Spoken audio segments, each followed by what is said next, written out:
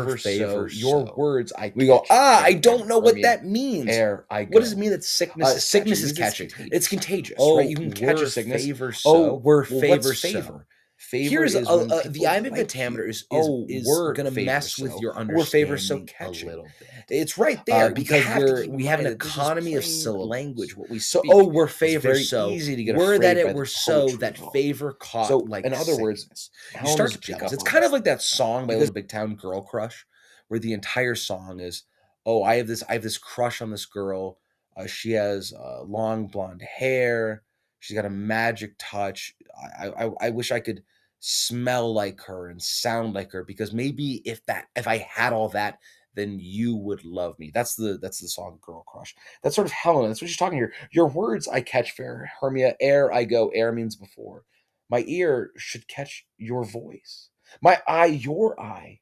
My tongue should catch your tongue, sweet melody. Were the world mine, Demetrius being baited, the rest I'd give to you, to be to you translated.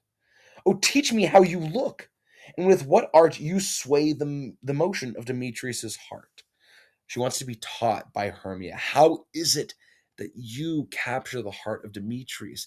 Teach my eye with your eye. Let me capture your voice.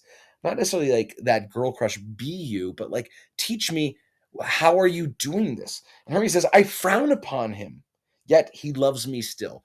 If you think you frown upon someone, you don't show him any goodwill, but he loves me still. Helena responds, oh, that your frowns would teach my smiles such skill. This is a wish. Oh, that this would happen is a common Shakespearean expression of desire. That your frowns, your disapproval, what you do that teaches him love, I would that that would teach my smiles. I'm smiling upon him and he loves me not. Hermia responds, I give him curses, yet he gives me love.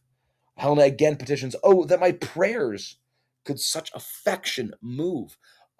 Affection is just being affectionate to someone, and to move affection is to inspire that in another. Hermes says, the more I hate, the more he follows me. Helena responds, the more I love, the more he hateth me. Hermia then responds, it's his folly, Helena. It's no fault of mine. His folly is no fault. In other words, Hermia is denying the responsibility because there's sort of this subtext here. Hey, I am not attracting him. I'm cursing him. I'm frowning. I'm hating. And he loves me the more. You kind of know that hard to get. She's unintentionally playing hard to get, Hermia is.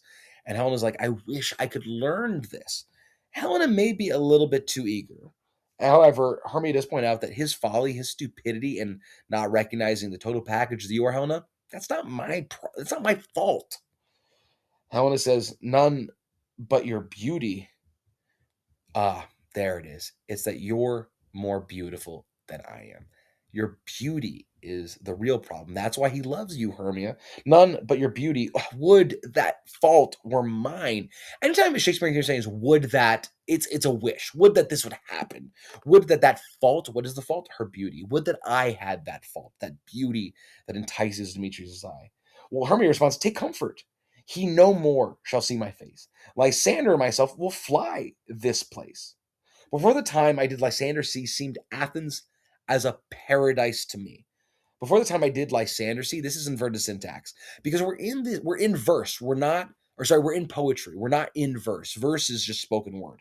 Before the time I did Lysander see, seemed Athens as a paradise to me. They're rhyming couplets. There's high emotion here.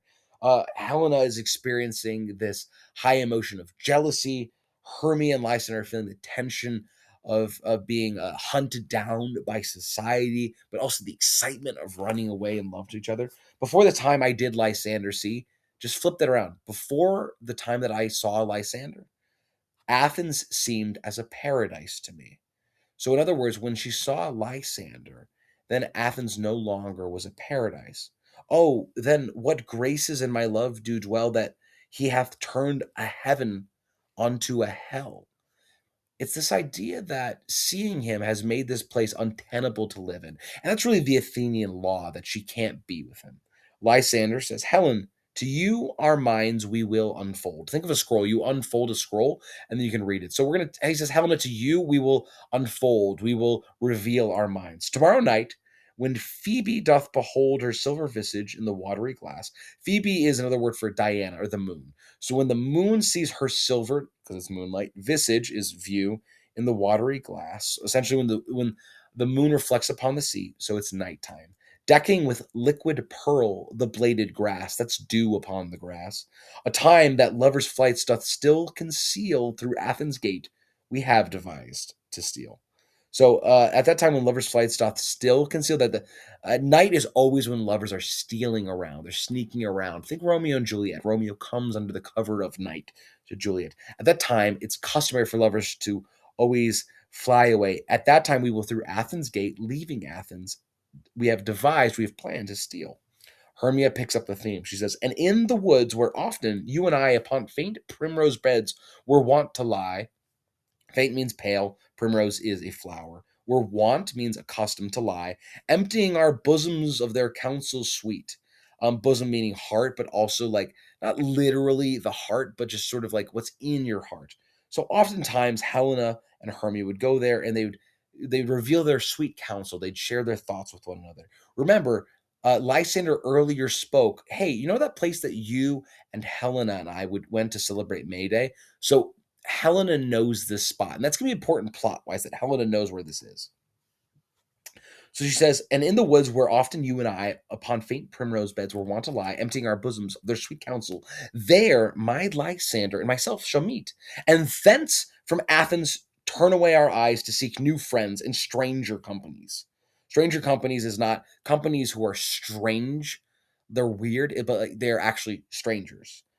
Thence just means from there. So from there, from Athens. Farewell, sweet playfellow. Playfellow, very like childish term. It is understood that Helena and Hermia are childhood friends. So farewell, sweet playfellow. Pray for us. And good luck grant thee thy Demetrius. We see that dash. Keep word, Lysander. We must starve our sight from lovers' food till morrow deep midnight. Lovers' food, perhaps that's like looking upon one another. So we must starve, we must part from one another until tomorrow. And she exit. Lysander says, I will, my Hermia. And then there's that dash again. So now he's addressing someone else. Helena, adieu. French for goodbye. As you on him, Demetrius, dote on you. That's a wish. As you dote on him, may Demetrius dote on you. So they're both rooting for her. They know that she loves them. They're gonna steal away. Hey, here's our plan. We're gonna get out of your hair.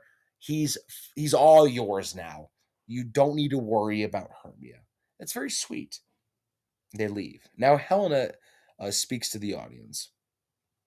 How happy some or other some can be.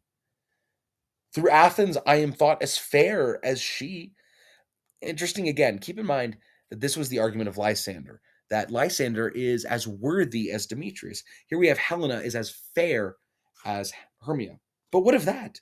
Demetrius thinks not so. Demetrius doesn't think that Helena is as beautiful as Hermia. He will not know what he do know. And as he errs, doting on Hermia's eyes, so I, admiring of his qualities, things base and vile, holding no quantity, love can transpose to form and dignity. Let's break that down. So though I am thought as fair as she, but what of that? It doesn't matter that I'm thought as fair. Demetrius does not think so. He will not know what all but he do know. He will not recognize that. What is that everyone knows? She just told us. Everyone in Athens knows that I'm as fair as she, but he does not know that, even though all do know. And as he errs meaning like error. As he errs, doting, fawning, being infatuated on Hermia's eyes. So I, admiring of his qualities, he is in error because he dotes on Hermia. She says like I'm doting on his qualities. And I'm also in error because he doesn't recognize what I have. She recognizes this, but like that's not how love works. You don't know. You can recognize, hey, I shouldn't love this guy, but I do nevertheless. So I, admiring of his qualities, things base and vile, holding no quantity being an Aristotelian term of shape and proportion.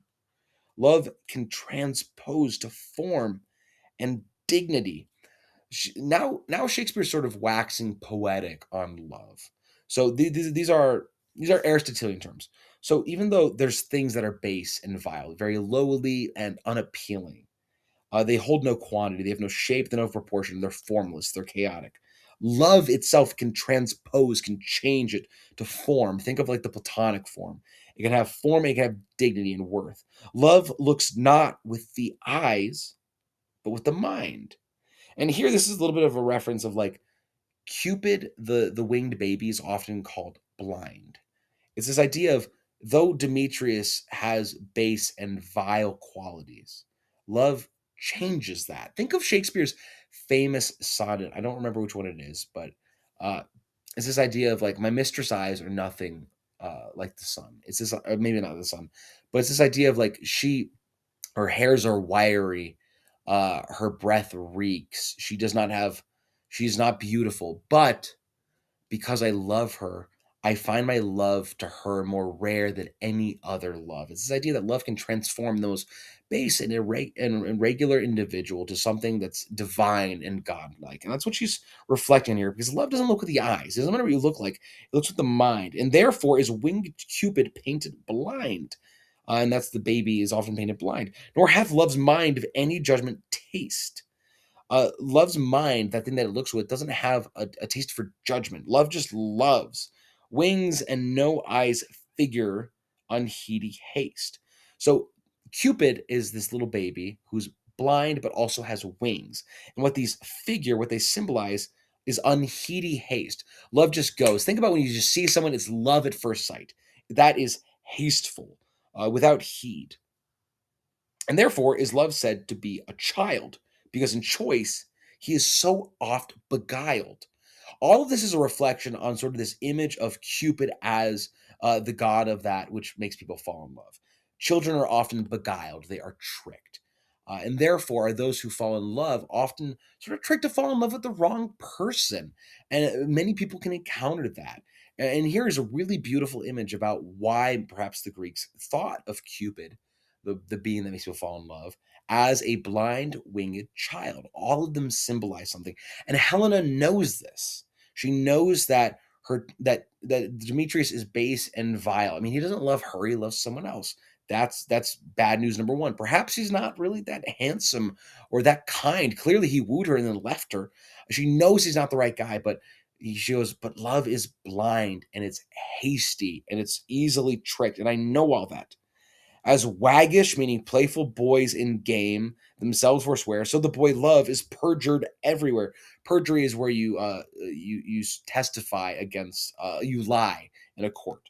Love is always lying everywhere, as playful boys in game and sports and play themselves forswear. For ere, meaning before, Demetrius looked on Hermia's eye, which is just eye, he held down oaths that he was only mine. And when this hail, some heat from Hermia felt, so he dissolved, and showers of oath did melt. So apparently she's referring to how even Demetrius's love is very childlike. Demetrius's love was like that of boys who forswear themselves in games. He said, I love you, you're mine, I'll be yours forever. And then the second he felt some heat, and take that as you will in terms of romance from Hermia, that love, he hailed down oaths. Oaths are like hail, bits of ice, but he felt some heat from her eye, and that melted the hail of his oaths. This is an extended metaphor. So he dissolved. He broke faith. He melted. That shower, that hail of oaths, it melted. She recognizes all of this. So it's this reflection on the fickleness of Demetrius's love, but also her own, of knowing that he's not the right man for her, but she loves him anyways, but also that his love is fickle and it goes all over the place, that he goes from her to Hermia. It's a beautiful reflection. Now she decides to take action. I will go tell him of fair Hermia's flight. I'll go tell Demetrius that Hermia is fleeing. Then to the wood will he tomorrow night pursue her. And for this information, if I have thanks, it is a dear expense. Dear, it's costly because, and here's the footnote from the Norton Shakespeare. It's costly because of the betrayal of secrecy, because it leads Demetrius to Hermia.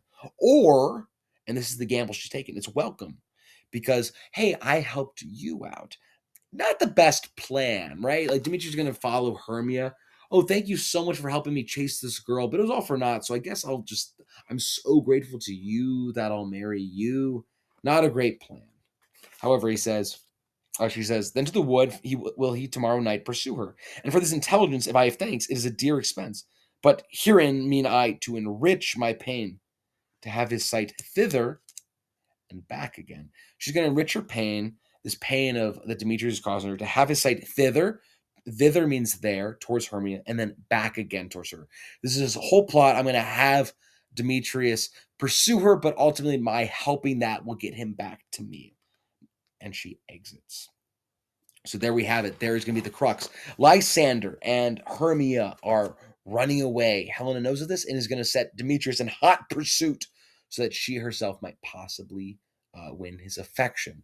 Here is the central crux, conflict, and plot of this play. Now, in the next scene, we're going to introduce ourselves to the subplot with the mechanics and one fool, Nick Bottom. But you'll have to listen next time for that. Thank you so much for joining me here today.